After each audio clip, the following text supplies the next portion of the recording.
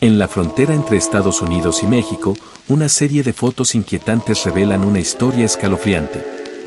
En el caso conocido como Sabajelán, la masacre de un pequeño pueblo fue atribuida a un inmigrante, ¿pero qué sucedió realmente?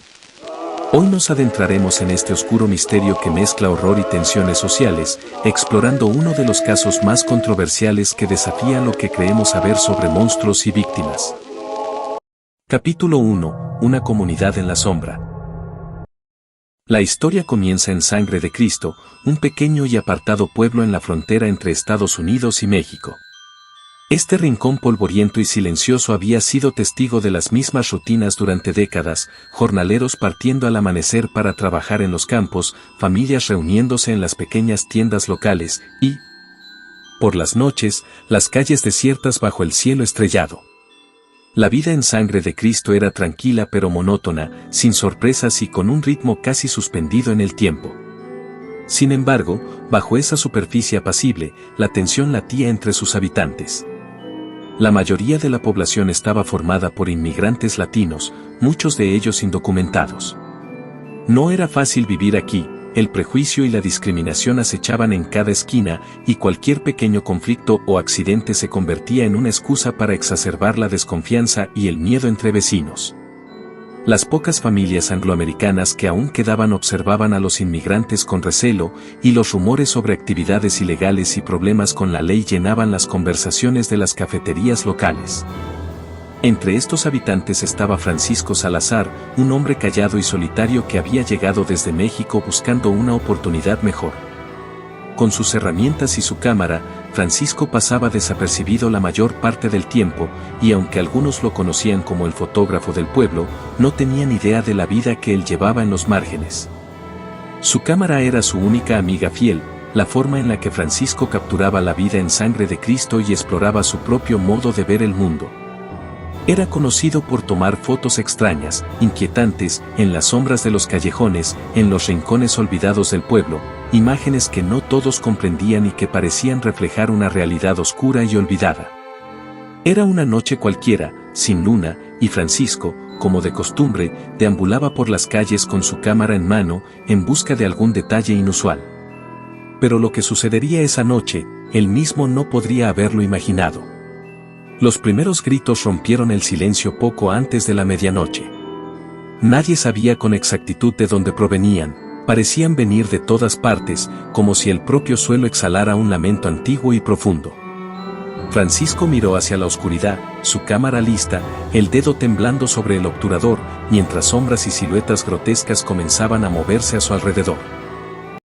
Capítulo 2. La noche de la masacre. Cuando el sol finalmente asomó sobre el horizonte, Sangre de Cristo se había convertido en un campo de desolación.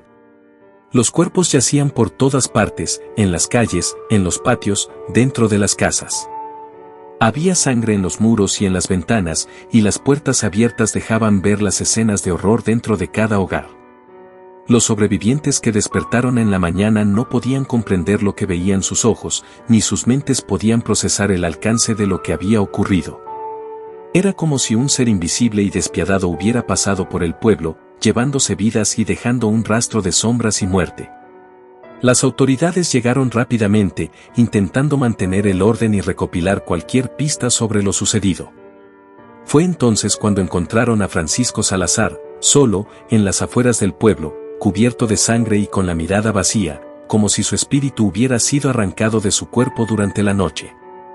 Francisco no opuso resistencia cuando lo arrestaron, no hablaba, no se defendía, como si estuviera atrapado en una pesadilla de la que no podía despertar. Pero la historia dio un giro inesperado cuando los oficiales revisaron su cámara. La misma cámara con la que había capturado la vida de Sangre de Cristo ahora contenía las imágenes de una noche de terror absoluto.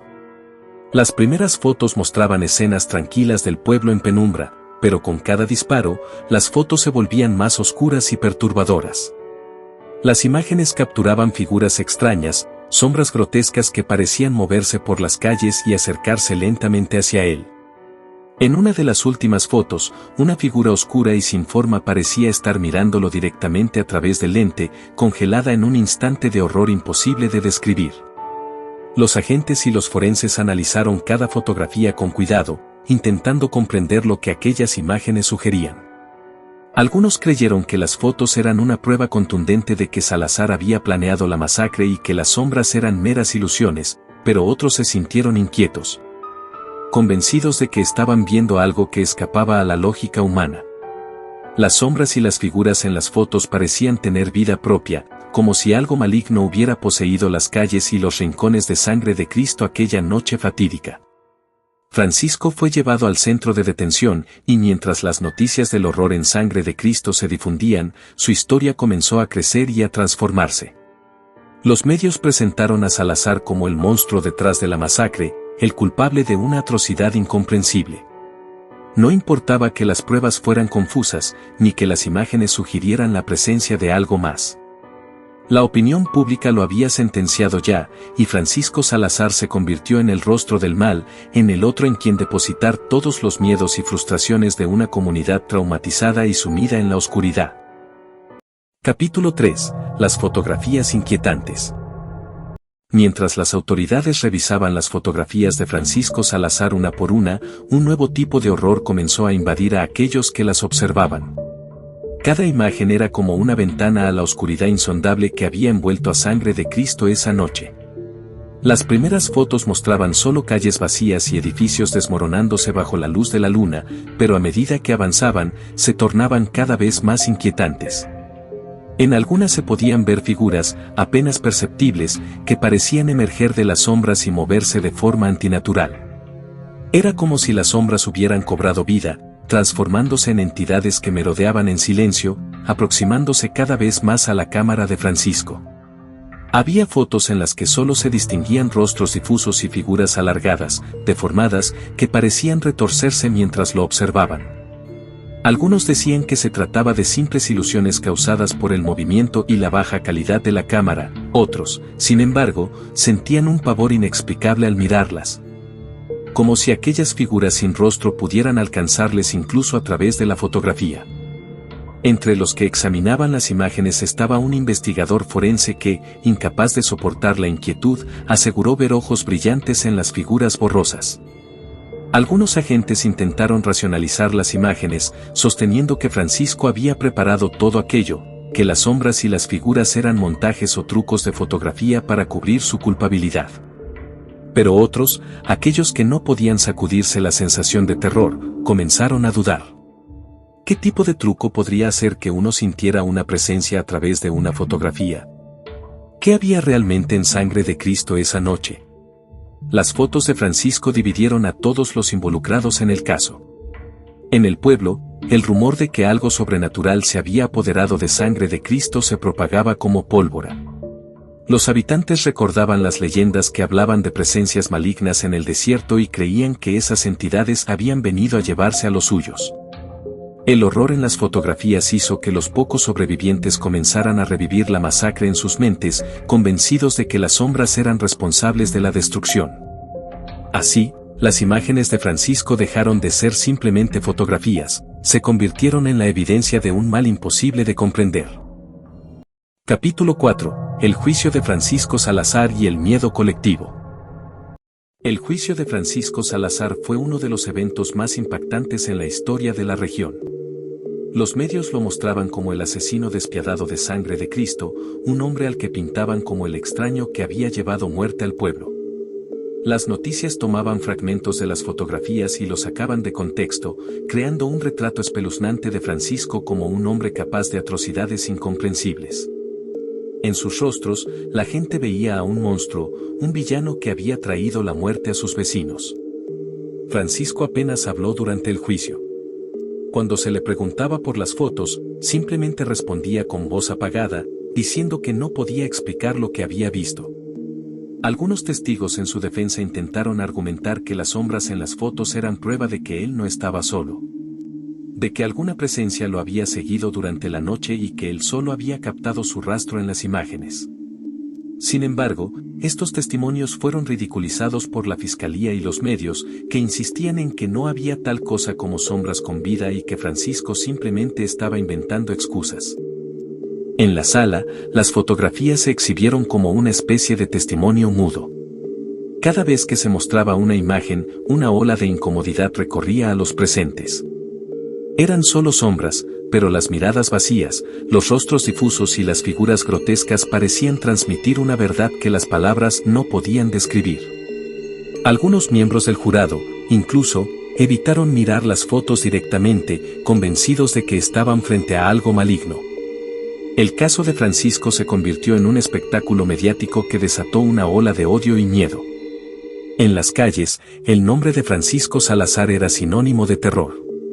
Las familias de Sangre de Cristo lo veían como la razón de sus desgracias, y el sistema judicial, presionado por la opinión pública, parecía inclinado a encontrarlo culpable sin importar la evidencia. Para muchos, Francisco era el monstruo responsable de la masacre, para otros, alguien atrapado en una situación que nunca podría explicar. Capítulo 5. El legado oscuro de Sangre de Cristo. La historia de Sangre de Cristo y el juicio de Francisco Salazar resonaron más allá del pequeño pueblo. La tragedia se convirtió en un caso de estudio sobre el miedo, el prejuicio y la influencia del terror en la mente humana. Aunque Francisco fue condenado, el caso dejó una marca profunda en aquellos que alguna vez creyeron que lo conocían. La gente comenzó a recordar pequeños detalles sobre el que no habían notado antes, su silencio, su soledad, sus fotografías extrañas. Para algunos, estas memorias se mezclaban con el horror, como si Salazar hubiera sido siempre una presencia oscura esperando para liberar su maldad. Sin embargo, otros comenzaron a dudar de su culpabilidad. Después del juicio, algunos sobrevivientes del pueblo afirmaron que las figuras en las fotos de Francisco no podían haber sido obra suya. Aseguraban que, cada vez que miraban las imágenes, sentían una presencia, una sensación de frío que no podían explicar. Los rumores sobre entidades malignas y apariciones en Sangre de Cristo se convirtieron en una especie de leyenda urbana. El pueblo, marcado por la tragedia, comenzó a desmoronarse, como si hubiera perdido su alma en aquella noche sin luna. Con el tiempo, el nombre de Francisco Salazar se volvió un eco, una advertencia, y la historia de Sangre de Cristo se convirtió en un recordatorio sombrío sobre lo fácil que es proyectar el miedo y el odio en el otro. La sociedad había encontrado en Francisco el chivo expiatorio perfecto, alguien sobre quien podían volcar su miedo a lo desconocido. La masacre de Sangre de Cristo no solo fue una tragedia por las vidas que se perdieron, también mostró la vulnerabilidad humana frente al terror y el prejuicio. El caso de Sabajelán quedó grabado en la memoria colectiva como una historia de horror, no solo por las imágenes perturbadoras, sino por la forma en que el miedo llevó a una comunidad a transformar a una persona en un monstruo.